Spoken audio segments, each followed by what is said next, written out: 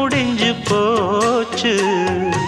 ஈசான மூலையில லேசான பள்ளி சத்தம் மாமன் பேர சொல்லி பேசுது. ஆறாத சோகந்தன்ன தீராம சேர்த்து வச்சு ஊரும் சேர்ந்து என்ன ஏசுது.